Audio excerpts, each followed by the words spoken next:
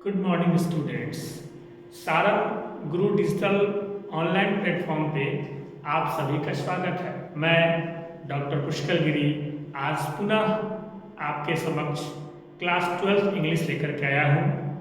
जैसा कि जानते हैं कि आप एक प्रोज, एक पोएट्री और एक ग्रामर तीनों सेक्शन से अलग अलग पार्ट पे डिस्कशन चल रहा है।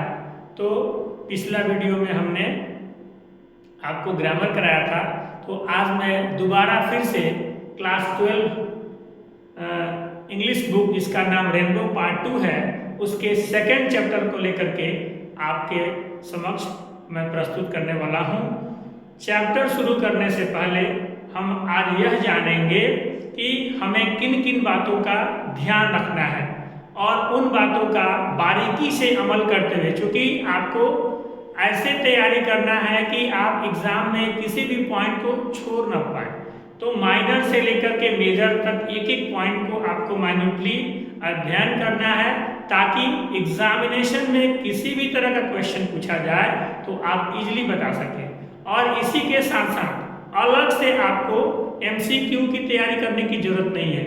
इसी चैप्टर में डिस्कशन के साथ ही प्रोज और पोएट्री में रिटन क्वेश्चन के साथ ही, चाहे वो शॉर्ट क्वेश्चन हो चाहे वो लॉन्ग क्वेश्चन हो, मल्टीपल चॉइस क्वेश्चन भी हमारा रेडी हो जाएगा। तो चलिए हम शुरुआत कर रहे हैं। आज का हमारा जो सेकेंड चैप्टर है जिसका नाम है Bharat is my home. Bharat is my home के जो ऑथर हैं वह कौन है? डॉक्टर जाकिर हुसैन।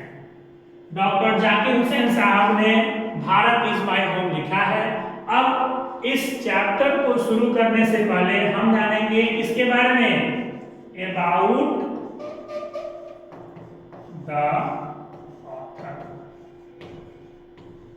क्योंकि बहुत सारे ऐसे आपके एमसीक्यू क्वेश्चंस पूछे जाएंगे कि इस Bharat who has written Bharat is my home, या पूछ देगा कि where doctor Zakir Hussain was born, what are the important works of doctor Zakir Hussain. तो इन चीजों का जिक्र अगर हम अबाउट द ऑथर में जानेंगे तो इससे रिलेटेड, अबाउट द ऑथर से रिलेटेड, अबाउट हिज वर्क्स और कैरियर से रिलेटेड कुछ भी क्वेश्चन अगर आपको पूछा जाता है तो आप इजीली बता सकें। तो सबसे पहले हम जानेंगे डॉक्टर जाकिर हुसैन साहब के बारे में। इनका जन्म कब हुआ था? तो बॉर्न ऑन February 8,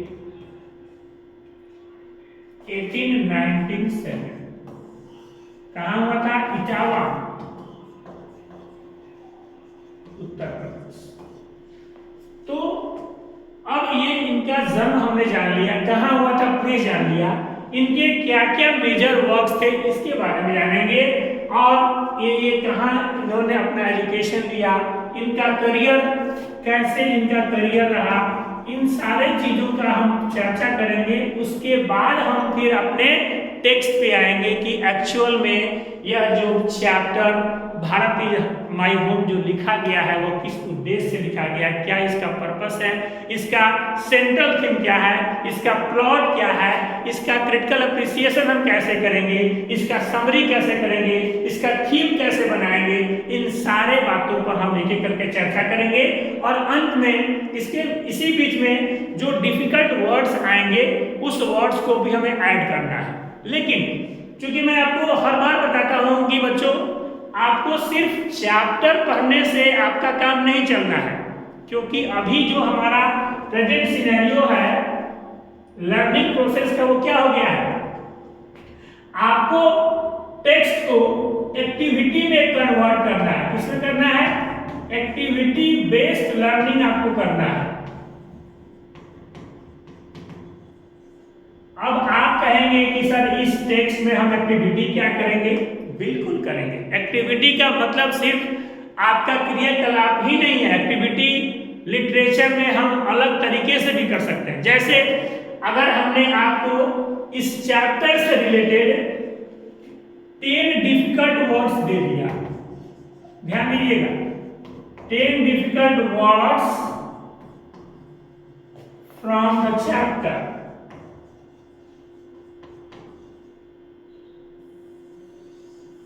और उन 10 डिफरेंट वर्ड से हम बोलेंगे कि आप प्लीज go through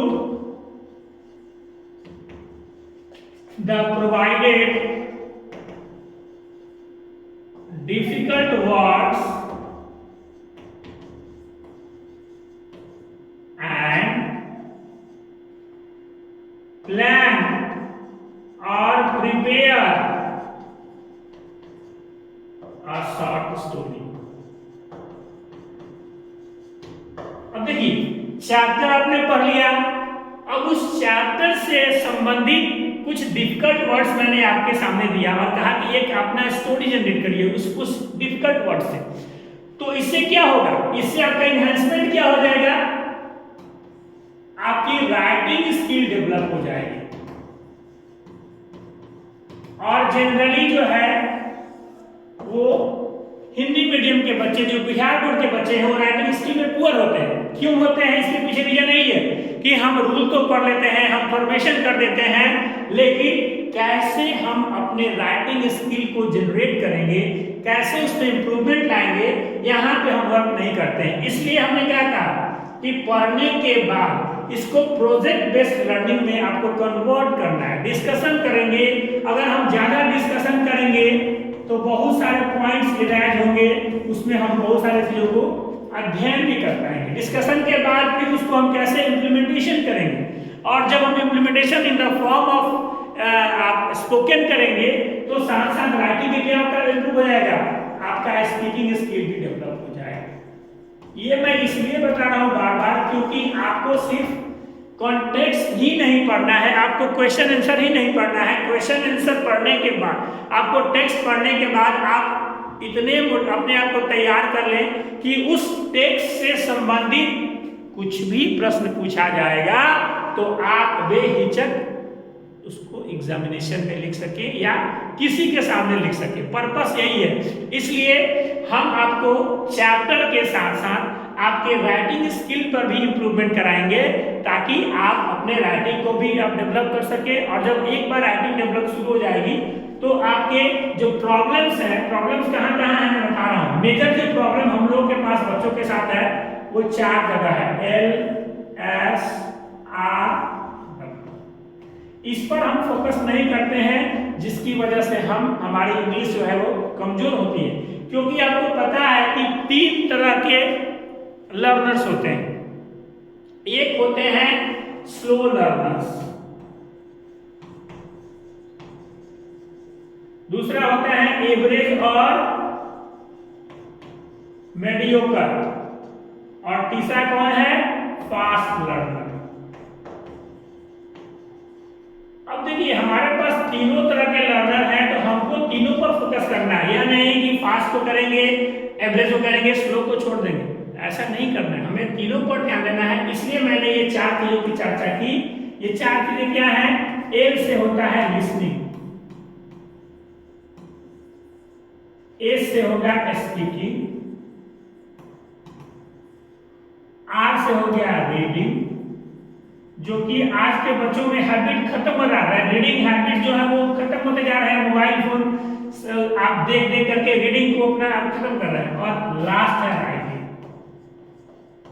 अगर इन चारों चीज पर हम फोकस करेंगे तो हमारी ये सब जो है अप्रूव हो जाएगी और हम अपने आप को इम्प्रूव कर सकते हैं। ठीक है, तो चलिए फिर दोबारा हम कहाँ चलते हैं, अपने चैप्टर के पास, भारत।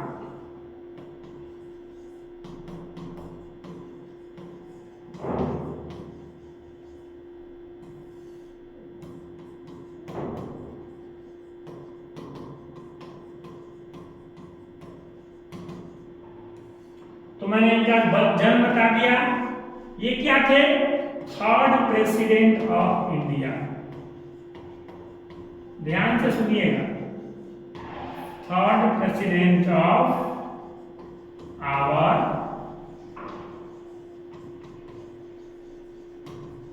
इंडिया। दूसरा क्या है, गवर्नर ऑफ बिहार। तीसरा जो है वो वाइस प्रेसिडेंट ऑफ सुपर। इसके अलावा इनका करियर अचीवमेंट क्या था?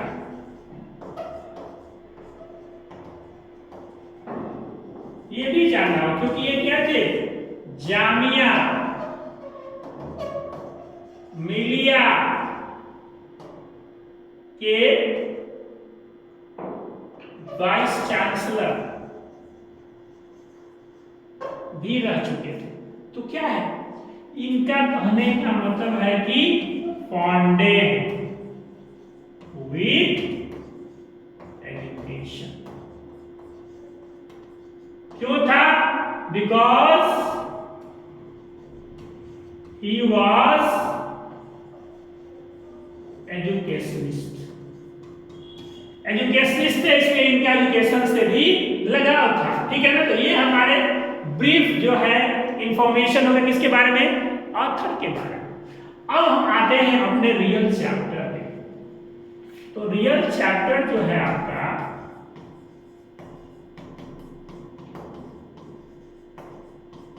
ये कब लिखा गया और क्यों लिखा गया? तो यह कब लिखा गया? ये क्या है? ये एक it is just it's a speech delivered by Dr. Zakir Hussain at the oath ceremony of him as a president of India. ये क्या है? भारत इज माई होम जो है वह स्पीच है। कब का? जब डॉक्टर जाकिर हुसैन साहब राष्ट्रपति, थर्ड राष्ट्रपति का जब वो शपथ ग्रहण कर रहे थे, उस शपथ ग्रहण में जो उन्होंने स्पीच दिया, उस स्पीच का एक part Bharat is my home के नाम से जाना जाता है। अब उस स्पीच की क्या खासियत थी? आखिर डॉक्टर जाकिर हुसैन ने भारत इज माई होम क्यों लिखा? इसकी हम जानकारी लेंगे, क्योंकि जो क्वेश्चन पूछा जाएगा आपके एग्जामिनेशन में, चाहे वो शॉर्ट में हो या लॉन्ग में हो, कि यह जो है वो क्या है, ये बायोग्राफी है कि ऑटोबायोग्राफी है। अब दो टर्म आते हैं, एक होता है ऑटो बायोग्राफी और दूसरा होता है बायोग्राफी। आप जानते होंगे, नहीं जानते तो थोड़ा सा इसका डिस्कशन कर लेते हैं। जब हम अपनी चीजों को खुद अपना लिखते हैं, दैट इज ऑटोबायोग्राफी, और हमारी इंफॉर्मेशन को किसी दूसरे के द्वारा लिखना, दैट इज द बायोग्राफी। तो यह क्या है? बेसिकली यह एक स्पीच है जब डॉक्टर जाकिर हुसैन अपना राष्ट्रपति का, जब वो ओथ ले रहे थे, राष्ट्रपति के पद पर जब वो सुशोभित हो रहे थे, उस स्पीच को भारत इज माई होम के रूप में 12वीं क्लास के चैप्टर 2 में वर्णन किया गया है। यहां तक क्लियर हो गया? आगे बढ़े। अब जो है हम यह जानेंगे कि पर्पस क्या है। पर्पस या ये कहेंगे कि माइंड मैप इसमें क्या हो सकता है? Mind map of the text. इस टेक्स्ट का माइंड मैप क्या हो सकता है? तो माइंड मैप के रूप में सबसे पहले क्या है, चूंकि उन्होंने एजुकेशन, जो एजुकेशनिस्ट थे, वाइस चांसलर के पोस्ट पर भी रह चुके थे, शिक्षा से बहुत प्रेम था, लगाव था, इसलिए उन्होंने इस टेक्स्ट में भी, इस अपने स्पीच में भी फोकसिंग ऑन एजुकेशन।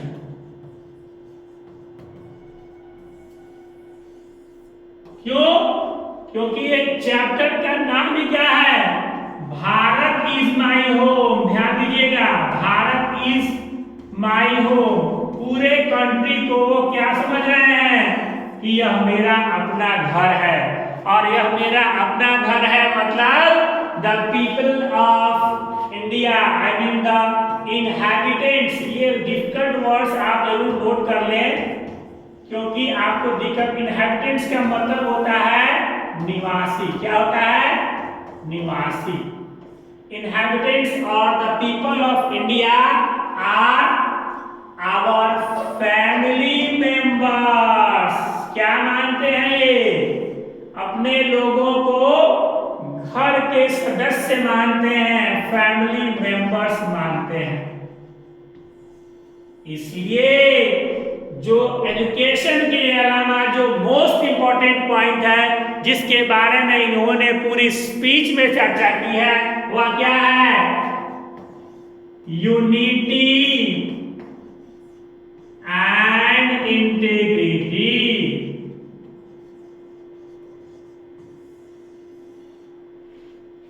भारत के यूनिटी और इंटीग्रिटी पर बल देते हैं। दूसरा है कल्चर, उस पर भी फोकस करते हैं।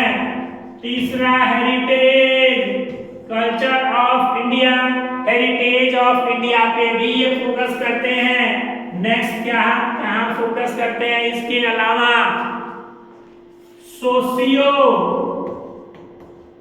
Economic development. Socio economic development किसके लिए? Of the country. जो इंपॉर्टेंट पॉइंट है वह क्या है? इसके अलावा सोशियो कल्चर हेरिटेज के अलावा क्या है? There is no discrimination. बहुत इंपॉर्टेंट पॉइंट है। अब डिस्क्रिमिनेशन एक डिफिकल्ट वर्ड आपके सामने आया, इसका नोट कर लीजिएगा। क्या हुआ मतलब इसका? कोई भी भेदभाव नहीं है। अब भेदभाव किससे संबंधित है? तो कास्ट, क्रीड एंड रिलीजन, ये सारे एजुकेशन फॉर ऑल।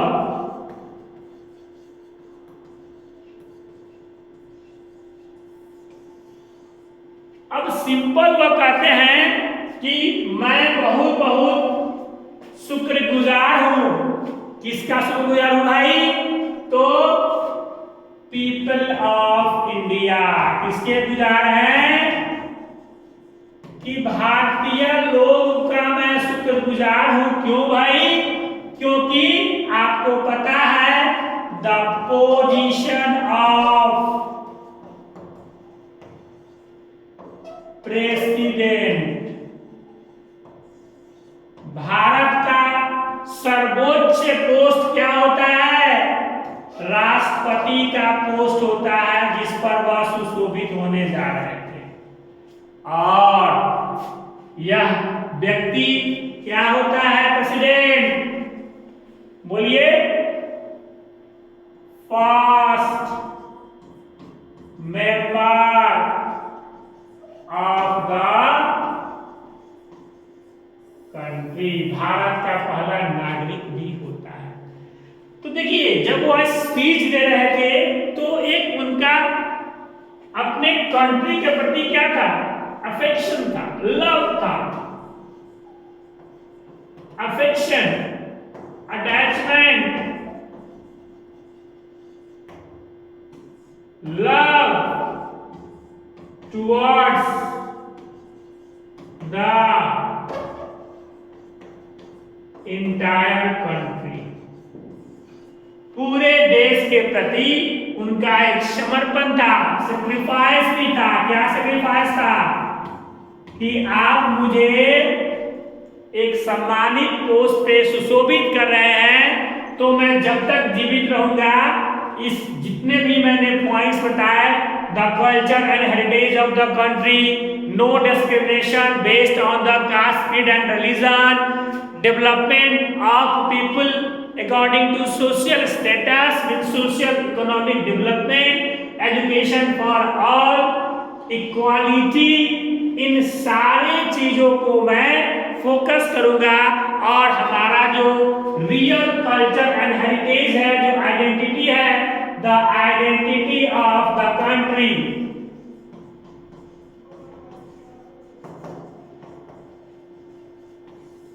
उसको मैं बरकरार रखूंगा, उसको मैं ध्वस्त नहीं होने दूंगा। कैसे नहीं होने दूंगा? क्योंकि मुझे अपने कंट्री और यहाँ के लोगों से प्यार है। मुझे अपने देश, मेरे लिए मेरा देश सर्वोच्च है, इसलिए मैं ऐसा कोई भी काम नहीं करूंगा जिसमें देश का अहित हो। इसलिए ये फोकस अपने स्पीच में सारे पॉइंट्स पे फोकस करते जा रहे हैं कि अब ये जितने भी मैंने पॉइंट्स बनाए, इस पॉइंट से कैसे आप एक खुद का एक प्रिपरेशन कर सकते हो। मैंने जितने भी वर्ड्स यूज किए, हेरिटेज की बात की, मैंने एजुकेशन की बात की, मैंने नो डिस्क्रिमिनेशन की बात की, मैंने सोशियो इकोनॉमिक डेवलपमेंट की बात की।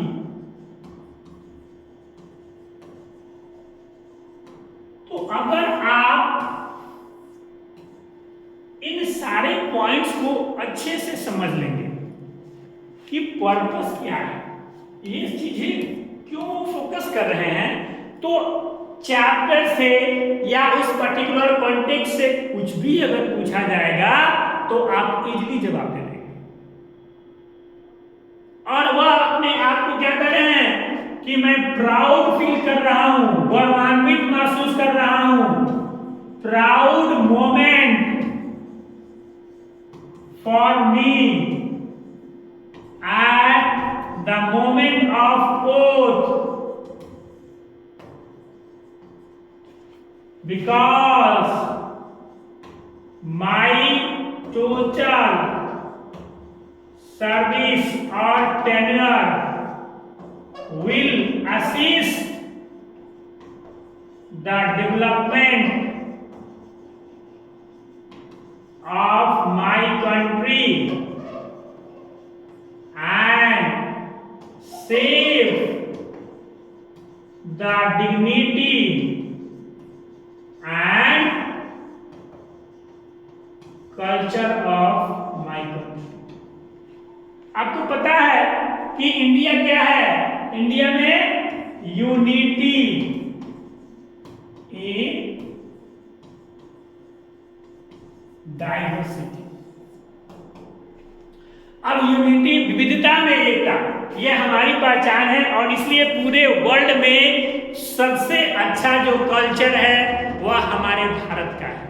क्योंकि हर कंट्री के आप देखिएगा कि हम अभी अपने वेस्टर्न कल्चर को फॉलो कर रहे हैं, लेकिन वेस्टर्न के लोग हमारे कंट्री में आकर के और क्या कर रहे हैं, यहाँ के कल्चर को अडॉप्ट कर रहे हैं। आप देखिएगा मंदिरों में या मस्जिदों में बाहर के लोग आकर के क्या करते हैं, यहाँ के पोशाक को पहनते हैं, हरे रामा हरे कृष्ण करते हैं। तो क्या है, एक उनको कहीं ना कहीं ये लगता है कि यहाँ का जो कल्चर है, यहाँ का जो सिविलाइजेशन है वो हमसे बेहतर है। और इसी पॉपुलैरिटी के साथ यहाँ पे अपने कल्चर को प्रमोट करने के लिए जो existence of identity of our country, that existence should be continue. That means simply Dr. Zakir Hussain has combined, argumentated on this point that while serving the country, the people of India, I will continue to serve my tenure, my ability on this position towards the saving the culture, the heritage of this country।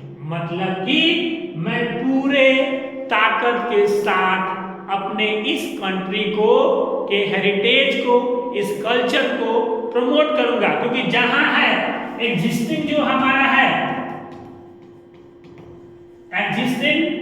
Existence of the culture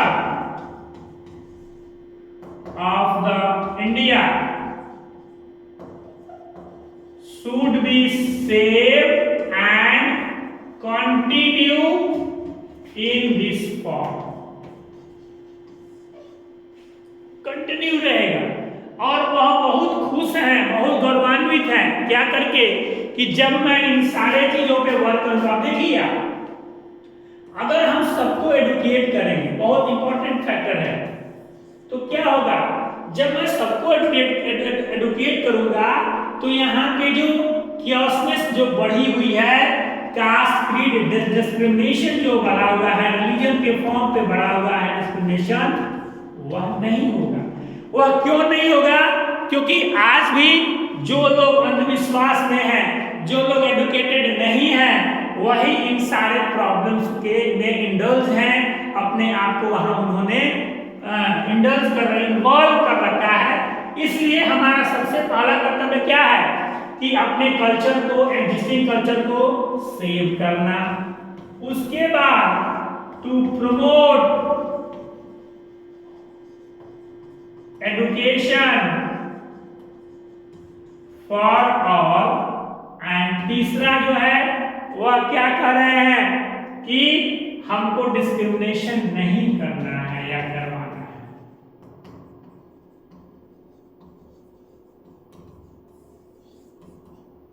अब जब इन सारे points पे हम बात करेंगे तो क्या निकल रहा है कि डॉक्टर जाकिर हुसैन कितने, हाउ मच ही अफेक्शनेट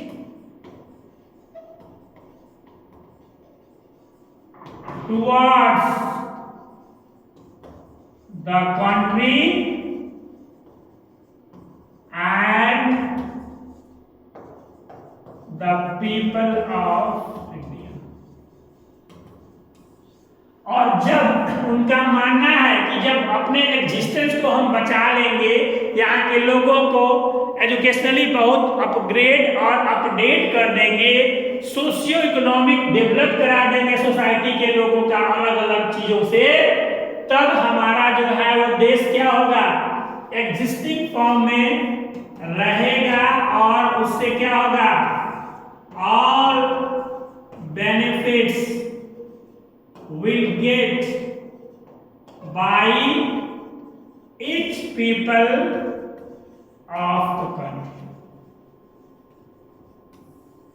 सारे लोग इसके बेनिफिट उठाएंगे और हमारा जो राष्ट्र का जो कॉन्सेप्ट है कि हम अपने एग्जिस्टेंस को कंटिन्यू फॉर्म में लेकर के जाते रहेंगे, वह बरकरार रहेगा।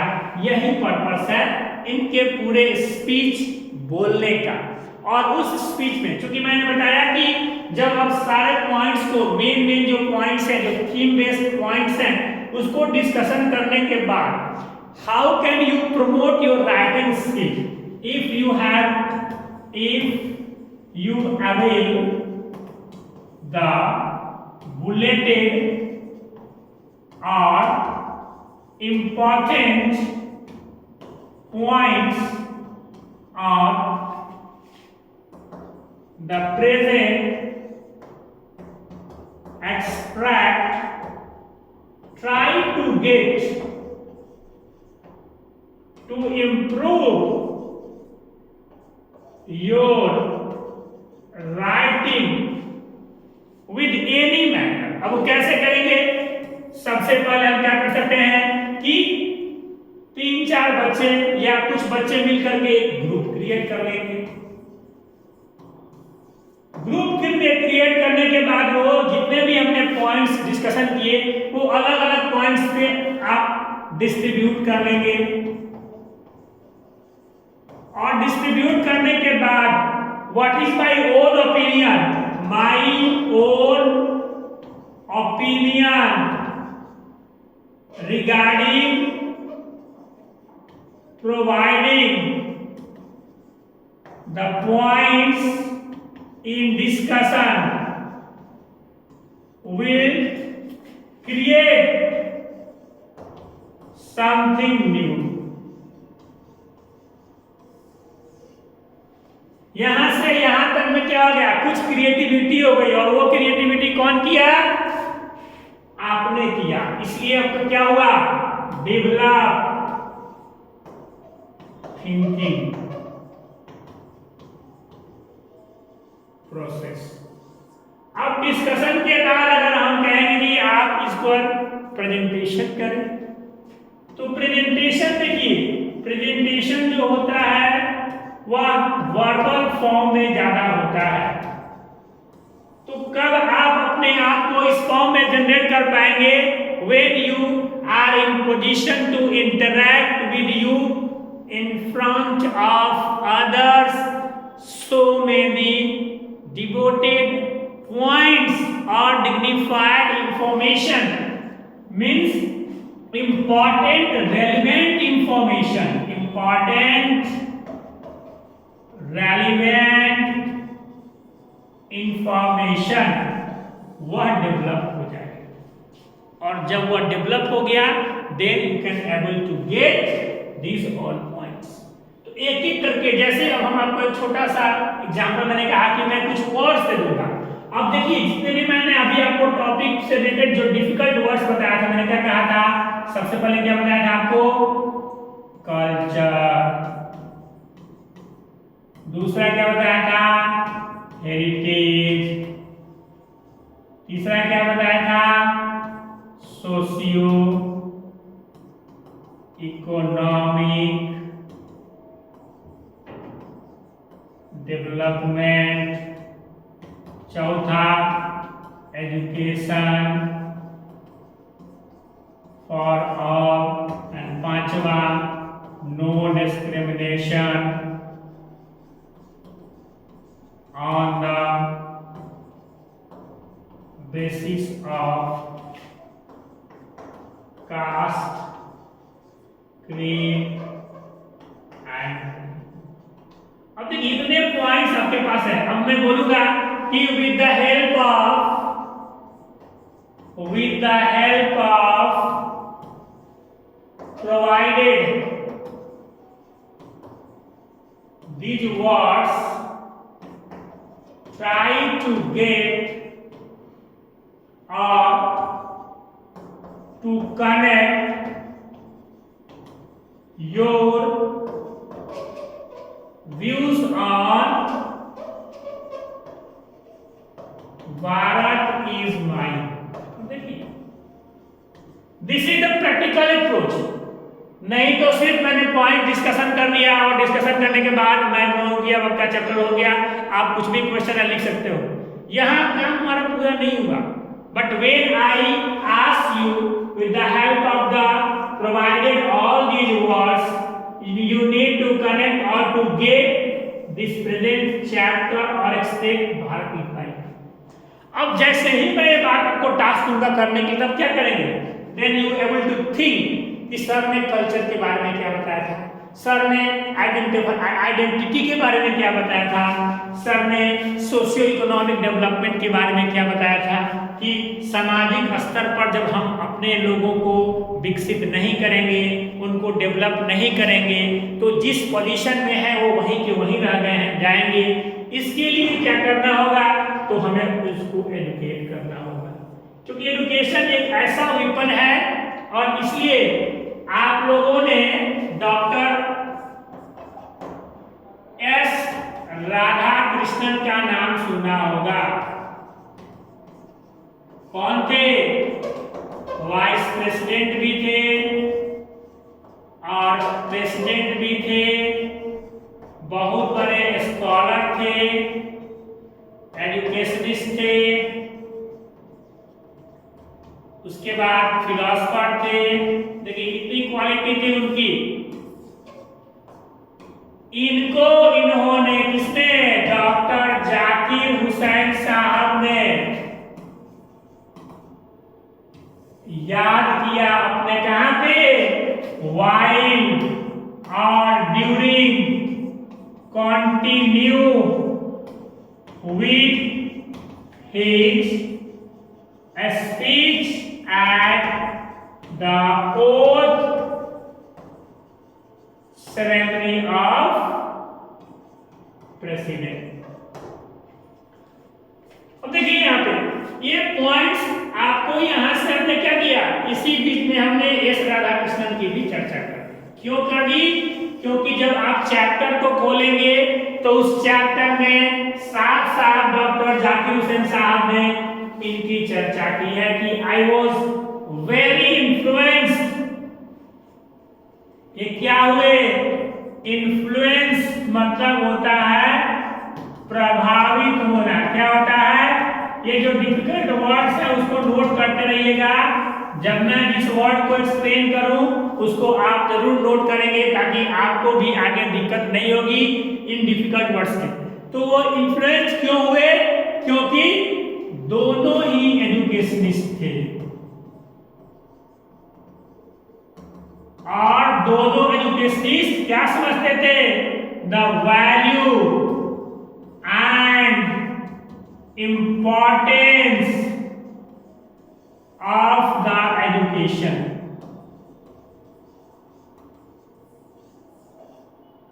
एजुकेशन की महत्ता को समझते थे, इसलिए उन्होंने यहाँ पे अपने चैप्टर में डायरेक्ट राधा कृष्णन की चर्चा की है कि एजुकेशन से उनका बहुत लगाव था, इसलिए मैं हाईली इन्फ्लुएंस्ड हूँ। किससे? डॉक्टर एस राधा कृष्णन से। तो जो भी मैंने पॉइंट्स बनाया, जब मैं आपको बोलूंगी बेटा अब आपको उसको लिखना है इसको, तो लिखने के लिए क्या करेंगे आप? जितने भी मैंने पॉइंट्स अपने दिमाग में रखा उस पर आप थिंकिंग करना स्टार्ट करेंगे। जब थिंकिंग स्टार्ट करेंगे तो भाई सर ने कल्चर के बारे में क्या बताया था? कल्चर के बारे में मैंने बहुत सारे पॉइंट बताए थे कि हमारी जो एग्जिस्टेंस आइडेंटिटी है वो अपने कल्चर को बचाए रखने के लिए क्या करना होगा? हमको यह बताना चाहिए हम क्या है? यूनिटी इन डाइवर्सिटी है। अब यूनिटी इन डाइवर्सिटी पर भी 3-4 पॉइंट्स निकल सकते हैं। तो जब आप थिंकिंग डेवलप करोगे तभी ना आप इस पॉइंट को डील कर पाओगे। फिर आप एजुकेशन की बात करोगे, फिर आप डिस्क्रिमिनेशन की बात करोगे, फिर आप डेवलपमेंट की बात करोगे। तो ये सारे चीज जब आप एक साथ मर्ज करोगे, that is creating in the formation of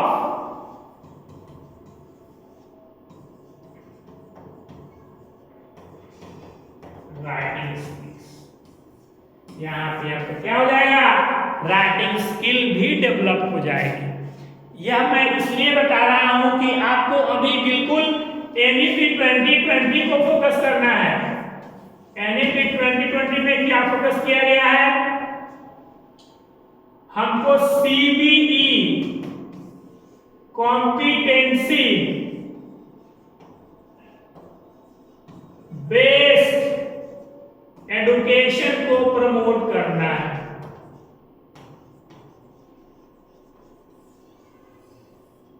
अब कैसे इसको हम प्रमोट करेंगे यह आपको जानना है, ठीक है ना? और जब इसको आप प्रमोट करेंगे कैसे? एक्टिविटी को अप्रोच करके। कैसे करके? Activity approach. आप एक्टिविटी अप्रोच आप कैसे करेंगे? जैसे एक छोटा सा आपको मैं एग्जांपल दे रहा हूं कि आपकी थिंकिंग को मैं कैसे डेवलप कर रहा हूं। जैसे मैंने एक वर्ड लिखा स्क्रीन पर, ध्यान दीजिएगा। ये एक तरह की कॉजल हो गया। अब मैंने लिख दिया यहां पे PRO,